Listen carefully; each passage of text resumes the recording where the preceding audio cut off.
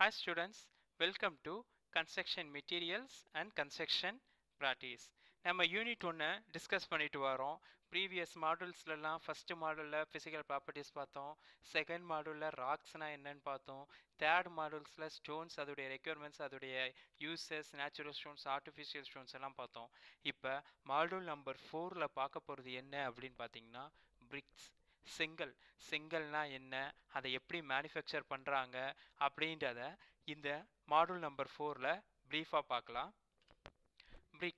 பிரிக்ஸ்னா என்ன அப்படின்னு பார்த்தீங்கன்னா moulding of clay in a rectangular blocks. அதாவது ஒரு செவ்வக வடிவ அச்சில் களிமண்ணை மோல்டு பண்ணி யூனிஃபார்ம் சேஃபாக ட்ரை பண்ணி பர்னிங் பண்ணி ஒரு பிளாக்காக உருவெடுக்க வைக்கிறோம் பார்த்தீங்களா, அது பேர் தான் என்னது, பிரிக்ஸ் ஆர் செங்கல்கள் என்று சொல்கிறாங்க. Composition of BRICS.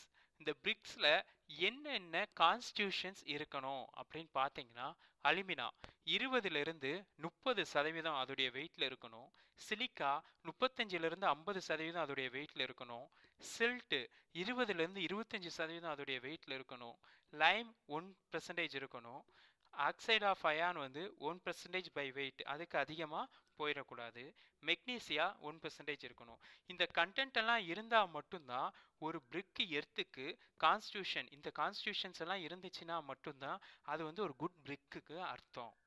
சரி, ஓகே. மேனுஃபேக்சர் எப்படி இந்த செங்கலை மேனுஃபேக்சர் பண்ணுறாங்க அப்படின்னு பார்த்தீங்கன்னா ஒரு 5 ஸ்டெப்ஸ் இருக்குங்க. அதில் ஃபஸ்ட்டு ஸ்டெப்ஸாக இருக்கிறது என்ன அப்படின்னு பார்த்தீங்கன்னா selection of site.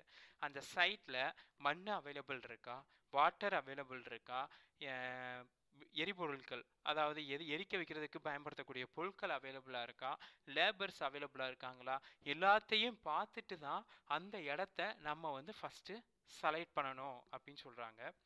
Second one, preparation of clay. களிமண்ணை முதல்ல ப்ரிப்பேர் பண்ணுறீங்க. எப்படி ப்ரிப்பேர் பண்ணோம் அப்படின்னு பார்த்தீங்கன்னா first one, அன்சாயிலிங்.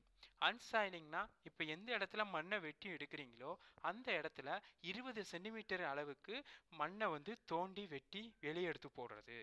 Second one, ditching. அந்த மண்ணை வெளியெடுத்து போட்டுட்டோம், வெளியெடுத்து போட்டதுக்கு அப்புறமா அதில் கல், ஏதாச்சும் செடியோடைய வேறு, இல்லாட்டினா அன்வான்டாக ஏதாச்சும் கற்கள் இந்த மாதிரி இருந்துச்சுன்னா அதை எல்லாத்தையும் பொடியாக்கி என்ன பண்ணணும், டிச்சிங் பண்ணணும். கிளீனிங்னா என்ன பண்ணுறீங்க அப்படின்னா இப்போ ஒரு லேயர் 20லேருந்து 60 சென்டிமீட்டர் லெவலுக்கு இந்த க்ளீன் பண்ண இதை எடுத்து வச்சுருப்பாங்க, அதாவது டிச்சிங் பண்ண மணலை எடுத்து வச்சுருப்பாங்க. அதை மணல்குள்ளக்க வேறு எதுவும் பார்ட்டிகல்ஸ், கற்கள் இந்த மாதிரியான இந்த ப்ரீவியஸாக பார்த்தோம் பார்த்தீங்கன்னா தாவரத்தோட வேர் இந்த மாதிரி ஏதாச்சும் இருந்துச்சுன்னா அதை எல்லாத்தையும் ரிமூவ் பண்ணணும். வெதரிங்னா காய விடுறதுயா, ஒன்றுமே இல்லை. இப்போ மண்ணை வெட்டி எடுத்தாச்சு, அந்த வெட்டி எடுத்த மண்ணில் இருந்து எல்லா டஸ்ட் பார்ட்டிகல்ஸ் எல்லாத்தையும் வெளியே எடுத்து போட்டாச்சு. 2 வாரத்துலேருந்து ஒரு 3 வாரம் வரைக்கும் என்ன பண்ணுவாங்க, அந்த மண்ணை காய விட்டுருவாங்க. வெட்டி எடுத்து அதை ஸ்ப்ளிட் பண்ணி கால்னால உலர்த்தி விடுவாங்க, நல்லா காயணும். காஞ்சதுக்கு அப்புறமா அதை என்ன பண்ணுறாங்க அப்படின்னா பிளெண்டிங் பண்ணுறாங்கயா. பிளெண்டிங்னா உங்களுக்கு என்னன்னு தெரியும், மிக்ஸ் பண்ணுற வேலை தான். மிக்ஸ் பண்ணணும்னா என்ன பண்ணணும் அப்படின்னா ஒரு மிகப்பெரிய பெரிய பாலித்தீன் கவரோ இல்லாட்டினா இரும்பு தகடோ இல்லாட்டினா ஒரு கட்டிடம், ஒரு மேடை அமைச்சு அந்த மேடைக்குள்ளக்க தான் என்ன பண்ணணும், பிளெண்டிங் பண்ணணும். நார்மலாக கிரவுண்டில் பண்ணோம் அப்படின்னா மறுபடியும் கிரவுண்டில் இருக்கக்கூடிய டஸ்ட் பார்ட்டிகல்ஸ் எல்லாமே அதோட சேர்ந்துக்கிட்டு வலிமை, அந்த செங்கலோடைய வலிமையை இறக்கிறோம். டேம்பரிங்னா என்ன அப்படின்னு பார்த்தீங்கன்னா அதை நல்லா தரோலி மிக்ஸ் பண்ணுறது. ஒரு 2 மெத்தட் இருக்குயா. என்னென்ன அப்படின்னு பார்த்தீங்கன்னா first one by manually, another one by mechanically அப்படின்றாங்க. மேனுவலினா என்ன அப்படின்னு பார்த்தீங்கன்னா இந்த காலை வச்சு மிதிப்பாங்க பார்த்தீங்களா, களிமண்ணை நீரோட சேர்த்து நல்லா மிதிப்பாங்க பார்த்தீங்களா, அந்த மிதிக்கிறது தான் என்ன சொல்கிறாங்க, டேம்பரிங், அதாவது தரோலி மிக்சிங். அதை என்ன பண்ணுறாங்க, சின்ன யூனிட் வச்சுருக்காங்க, சின்ன செங்கல் சுவாலை வச்சுருக்காங்க அப்படின்னா அவங்க என்ன பண்ணுவாங்க, ஒரு 2-3 லேபர்ஸை விட்டு அதை என்ன பண்ணுவாங்க, மிதிக்க விடுவாங்க. மிதித்து என்ன பண்ணுவாங்க, அந்த களிமண்ணை குலைக்க ஆரம்பிப்பாங்க. அது வந்து மேனுவலி மெத்தடு. இதே இது மெக்கானிக்கல் மெத்தட் அப்படின்னு எடுத்துக்கிட்டிங்கன்னா மிகப்பெரிய, அதாவது பெரிய பெரிய பில்டிங்ஸ், அதாவது ஒரு நாளைக்கு 20,000 25,000 செங்கல் வரைக்கும் தயாரிப்பாங்க பார்த்தீங்களா? அந்த மாதிரியான இடங்கள்ல என்ன பண்ணுவாங்க அப்படின்னா, பக் மில்னு ஒரு மெக்கானிக்கல் ஆப்ரேட்டிங் சிஸ்டத்தை யூஸ் பண்ணி மேலே இருந்து அந்த என்ன பண்ணியிருக்காங்க, பிளெண்டு பண்ண களிமண்ணை அப்படியே என்ன பண்ணுறாங்க, அதுக்குள்ளக்க வந்து ஃபில் பண்ணுறாங்க. ஃபில் பண்ணோடனே அது என்ன ஆகுது அப்படின்னா, ஹரிசாண்டல் ஆர்ம் வந்து ரொட்டேட் ஆகி நல்லா தரோவாக மிக்ஸ் ஆகி ரேம்ப் வழியாக பக்டு கிளே வந்து வெளியேறுது. அந்த ரேம்ப் வழியாக வெளியேற கிளேவை என்ன பண்ணுவாங்க அப்படின்னா, மிஷின்லேயே ஆப்ரேட் பண்ணுறாங்க அப்படின்னா ட்ரை கிளே மிஷின் இந்த மாதிரி அதுக்கடுத்து படிப்போம். அந்த மிஷின்ஸோட கனெக்ட் பண்ணி டைரெக்டாக ப்ராசஸ் ஆஃப் ஒர்க்கில் இறக்க ஆரம்பிச்சிருவாங்க. இது வந்து மேனுவலி உள்ள மெத்தடு. மோல்டிங். மோல்டிங்கில் 2 வகை இருக்கியா.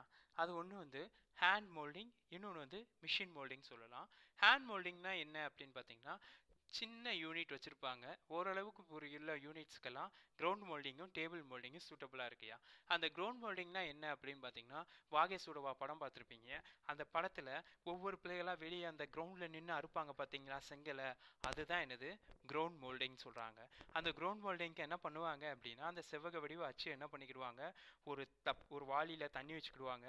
அந்த செவ்வகடிவு அச்சு என்ன தண்ணியில் முக்கிட்டு அதை எடுத்து அந்த கிரவுண்டில் வைப்பாங்க. கிரவுண்டில் வச்சுட்டு இந்த களிமண் வந்து பிசைஞ்சு கொண்டு வருவாங்க பார்த்தீங்களா, அந்த பிசைஞ்சு கொண்டு வரதை அந்த செவ்வகத்துக்கு ஃபுல்லாக மேலே வச்சு நல்லா டேம் பண்ணிடுவாங்கயா. ஃபுல்லாக மதிச்சு வச்சுட்டு மேலே சைடில் இருக்கக்கூடிய எல்லா களிமண்ணையும் வலிச்சு எடுத்து ஒரு கரண்டி மூலமாக வலிச்சு எடுத்து கீழே போட்டுறாங்க.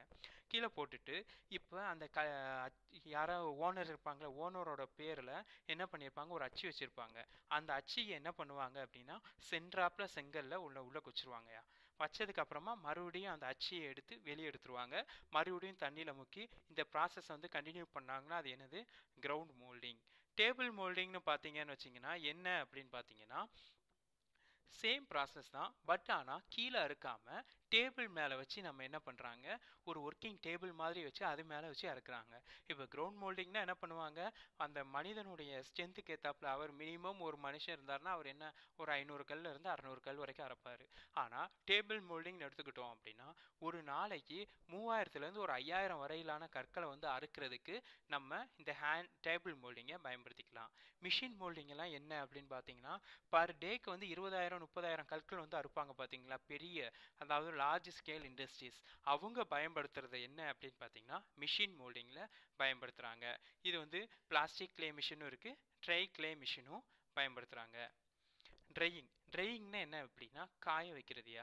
இப்போ என்ன பண்ணுறோம் அப்படின்னா, செங்கல் இருக்குன்னு வச்சுக்கோ, அந்த செங்கலை நம்ம வந்து வித்தவுட் பர்னிங், ஹீட் இல்லாமல் சன்னோட கண்டிஷனில், இப்போ சன்னோட சூரிய ஒளியில் காய வைக்கிறோம் பார்த்தீங்களா, அதை தான் என்ன சொல்கிறாங்க, ட்ரையிங் அப்படின்னு சொல்கிறாங்க.